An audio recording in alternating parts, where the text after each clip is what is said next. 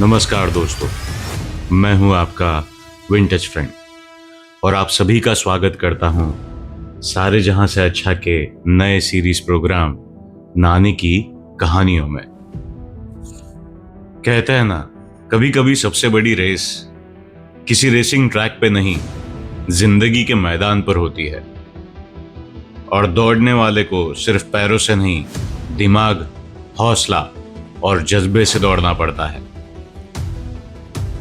आज की कहानी एक ऐसे ही खिलाड़ी की कहानी है, सार्थक, जो दौड़ते दौड़ते बन गया काल चक्र का खिलाड़ी। सार्थक एक काल चक्र का खिलाड़ी। ये कहानी है एक ऐसे लड़के की जिसके सपने उसके उम्र से बहुत बड़े थे। सार्थक महाराष्ट्र के स्टेट लेवल 90 मीटर स्प्रिंट का एथलीट था। उसकी स्पीड पूरे एकेडमी में मशहूर थी। कोच कहते थे, ये लड़का अगर इसी तरह भागता रहा तो एक दिन इंडिया के लिए ओलंपिक मेडल जरूर लाएगा।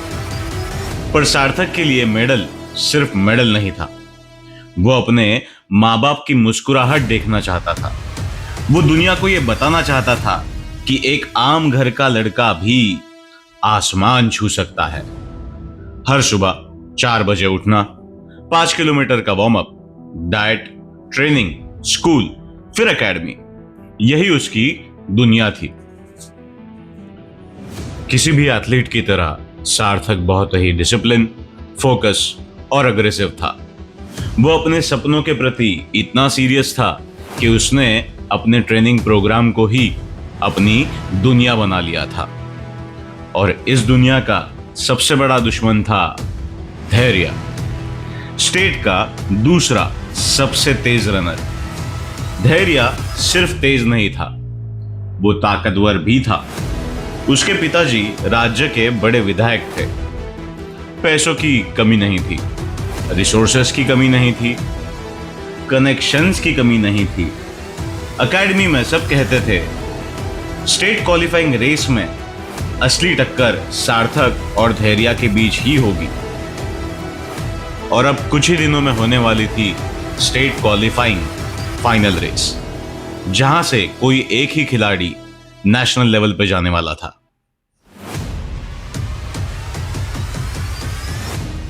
पर नसीब में तो कुछ और ही लिखा था, और इन्हीं कुछ दिनों में बदलने वाली थी सार्थक की पूरी जिंदगी। उस दिन वो गलती से अपने पिता के कमरे के पास से गुजर रहा था। अंदर से मां की आवाज आ रही थी, कितने दिन और छुपाएंगे आप उससे? फिर उसके पिता बोले, बस क्वालिफिकेशन तक, उसके बाद सब सच सच बता दूंगा मैं उसे। सार्थक रुक गया। उसका दिल तेजी से धड़कने लगा। अंदर से मां रो रही थी, घर गिरवी है, तुम 2 नौकरियां कर रहे हो, इस सब के चक्कर में अपनी दवाई तक लेना भूल जाते हो। कितने दिन चलेगा ये सब? सार्थक के मानो पैरों तले जमीन ही खिसक गई। घर गिरवी है, 2 नौकरियां कर रहे हैं, दवाई भी लेना भूल जाते हैं। उसे लगा जैसे किसी ने उसकी पूरी दुनिया ही तोड़ दी हो। उस रात हिम्मत करके सार्थक ने अपने पिताजी से बात की, और जो बात हुई उससे उसकी जिंदगी का रुख ही बदल गया। पापा, मैं जॉब कर लूंगा, ओलंपिक का सपना छोड़ देता हूं। कमरे में सन्नाटा छा गया। उसके पिता की आंखों में आंसू आ गए। उन्होंने पहली बार सार्थक का हाथ अपने हाथों में पकड़ा और बोले, बेटा, मैंने अपनी पूरी जिंदगी में ऐसा कुछ नहीं किया है जिसे याद रखा जाए, पर मैं चाहता हूं कि जब दुनिया तुम्हारा नाम ले तो मैं हक से कह सकूं, हाँ, ये मेरा बेटा है। उनकी आवाज भर गई। अब तुम्हारा सपना ही मेरा सपना है, चाहे मुझे कितनी भी मेहनत करनी पड़े मैं करूंगा, पर तुम दौड़ना मत छोड़ना बेटा, तुम दौड़ना मत छोड़ना। उस रात सार्थक बहुत रोया, लेकिन उसने अब फैसला कर लिया था। अब वो सिर्फ अपने लिए नहीं दौड़ेगा, अब वो अपने पिता के लिए दौड़ेगा, अब वो अपने परिवार के लिए दौड़ेगा, अब वो किसी भी हालत में ओलंपिक मेडल जीत के ही लाएगा। अगले ही दिन से उसने अपनी मेहनत बहुत ज्यादा बढ़ा दी थी। उसमें इतनी स्फूर्ति आ गई थी जैसे कि मानो उसे रोकना नामुमकिन हो। लेकिन कहते हैं ना, किस्मत बड़ी अजीब चीज है। किस्मत को शायद कुछ और ही मंजूर था। अगली सुबह एकेडमी पहुंचते ही ड्रेसिंग रूम में जब सार्थक चेंज कर रहा था तो उसे एक बहुत पुराने ग्राउंड स्टाफ ने आके एक बात कही। ग्राउंड स्टाफ ने उसे बताया कि उसने 2 सीनियर कोचेस की बातें सुनी, जहां पे वो एक दूसरे से बात कर रहे थे कि एक कोच ने दूसरे से कहा कि देखना, इस बार क्वालिफिकेशन रेस में धैर्य ही जीतेगा। दूसरे ने कहा नहीं, सार्थक बहुत प्रतिभावान है, शायद वही जीत सकता है। पहले ने उससे कहा, अरे सिर्फ प्रतिभा रहना काफी नहीं है मेरे दोस्त, पीछे प्रतिभाशाली बाप की भी जरूरत लगती है। तुम देखना, इस बार की रेस धैर्य ही जीतेगा। इस बार धैर्य के पिताजी ने काफी बड़ा खेल खेला है। देखना, सब कुछ इतना नेचुरल लगेगा कि किसी को शक भी नहीं होगा। यहां तक कि सार्थक खुद नहीं समझ पाएगा कि जीतते जीतते आखिर वो ये रेस हार कैसे गया। ये सुनते ही सार्थक के हाथ पांव कांपने लगे। उसे समझ नहीं आ रहा था कि वो क्या करे। बस एक ही रात पहले उसे पता चला था अपने पिताजी और घर की कंडीशंस के बारे में, और दूसरे ही दिन उसे पता चला इतनी बड़ी साजिश के बारे में जो उसके खिलाफ हो रही है। सार्थक को ऐसा लग रहा था जैसे सब कुछ लुट गया। उसे क्या करना है, किस तरफ जाना है, उसे कुछ समझ में नहीं आ रहा था। उसे लगा था कि इससे बुरी चीज उसके साथ और कुछ भी नहीं हो सकती थी। पर उसे क्या मालूम था, ये तो सिर्फ तूफान की शुरुआत थी। एक बहुत बड़ा तूफान उसका इंतजार कर रहा था। जब सार्थक घर पहुंचा तो बाहर एम्बुलेंस खड़ी थी। उसकी मां रो रही थी। पड़ोसी उसकी मां को संभाल रहे थे। पापा को हार्ट अटैक आया है। सार्थक की दुनिया रुक गई। सब कुछ अंधेरा हो गया। हॉस्पिटल, डॉक्टर्स, आईसीयू, मशीन की आवाजें, आंसू, डर, बस यही सब बच गया था। उस रात सार्थक को लगा जैसे सब कुछ खत्म हो गया हो। सपना, रेस, ओलंपिक्स, सब। उसे लगा अब घर की जिम्मेदारी उसके कंधों पर आ जाएगी और उसके पिता शायद कभी उसे जीतते हुए नहीं देख पाएंगे। उसका दिल टूट चुका था। और फिर सार्थक ने भागना शुरू किया। वो बस भागता गया, रोता गया, भागता गया, जब तक शहर खत्म नहीं हो जाता, जब तक सड़क सुनसान नहीं हो जाती, जब तक उसके पैर जवाब नहीं दे देते।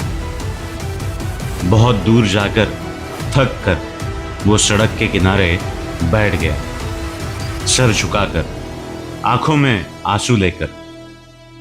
और तभी पीछे से एक आवाज आई, आखिर भाग काहे रहे हो बाबू? जीतने के लिए या हार कर भाग रहे हो? सार्थक ने पलट कर देखा। एक पुराना तबेला और उसके सामने चाय की एक छोटी सी दुकान और एक अजीब सा आदमी, मोटी मूछ, सफेद कुर्ता। सार्थक ने नजरअंदाज कर दिया। तभी वो आदमी फिर बोला, सारी ताकत यहीं खर्च कर दोगे तो 11वें दिन रेस में कैसे जीतोगे? इस बार सार्थक का खून जम गया। उसने तुरंत मुड़कर पूछा, तुम्हें रेस के बारे में कैसे पता? वो आदमी मुस्कुराया और कहा, नाम है गौशाम, मलाई चाय का बादशाह। और फिर उसने जो कहा उसने सार्थक को और भी ज्यादा परेशान कर दिया। मैं सब जानता हूं बाबू, तुम्हारे पिता अस्पताल में हैं, तुम्हारी रेस में साजिश होने वाली है, धैर्य के पिताजी खेला खेल रहे हैं। अब सार्थक गुस्से से भर गया। कैसे कैसे जानते हो तुम ये सब? तभी गौशाम ने हंसते हुए कहा, अरे बाबू, राजनीति की आधी दुनिया हमारे चाय पे तो चलती है। कहा ना मैंने, मलाई चाय का बादशाह हूं हम। लोग यहां चाय पीने आते हैं, रात छोड़ जाते हैं, मैं वो सुन के अपने पास रख देता हूं। अब आप ठहरे खिलाड़ी आदमी, आप चाय काफी पीते नहीं, आप कभी अपना रूटीन छोड़ते नहीं, तो शायद आपको मेरे बारे में कुछ भी मालूम नहीं। पर गौशाम को सबके बारे में सब मालूम होता है। सार्थक को लगा कि ये बकवास कर रहा है। उसे नजरअंदाज करके सार्थक वहां से लौटने के लिए निकल पड़ा। तब तक पीछे से आवाज आई, मैं तुम्हें जिता सकता हूं बाबू। सार्थक रुक गया। उसने मुड़कर कहा, क्या क्या कहा तुमने? गौशाम ने मुस्कुराते हुए उसके पास देखा और कहा, मैं तुम्हें उन फरेबी लोगों से जिता सकता हूं बाबू। कैसे? तुम कैसे जिता सकते हो मुझे? गौशाम की मुस्कुराहट और गहरी हो गई। तुम्हें अभी पता नहीं है बाबू, पर तुम्हारे खिलाफ सिर्फ धैर्य नहीं है, रेस में 10 और लोग भी हैं जो जीतने के लिए नहीं, बस तुम्हें हराने के लिए दौड़ेंगे।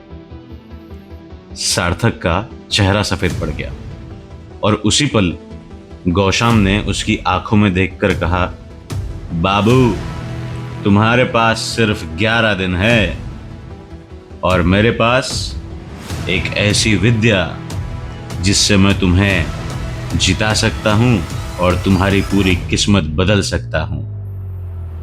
सार्थक ने उससे पूछा, विद्या? कैसी विद्या? गौशाम ने धीरे से मुस्कुराकर, अघोरी विद्या। और गौशाम हंसने लगा और हंसते हंसते अपने अंधेरे तबेले के अंदर चला गया। दरवाजा आधा खुला था, अंदर से धूप का सुगंध आ रहा था और किसी घंटी की हल्की सी आवाज। सार्थक वहीं खड़ा रह गया था। उसके सामने अब 2 रास्ते थे, एक जिस पर चलकर शायद वो हार जाता और दूसरा जिस पर चलने की हिम्मत उसके पास नहीं थी। और तभी तबेले के अंदर से गौशाम की आवाज दोबारा आई, बाबू, कल सुबह तक फैसला कर लेना, क्योंकि काल चक्र किसी का इंतजार नहीं करता। और दरवाजा धीरे धीरे बंद हो गया।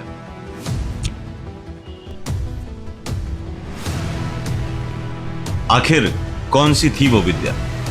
कौन सी थी वो अघोरी विद्या? और कालचक्र का सार्थक की रेस से क्या संबंध था? किस तरह जिता सकता था सार्थक को गौशाम? ये जानने के लिए जुड़े रहे सारे जहां से अच्छा के साथ।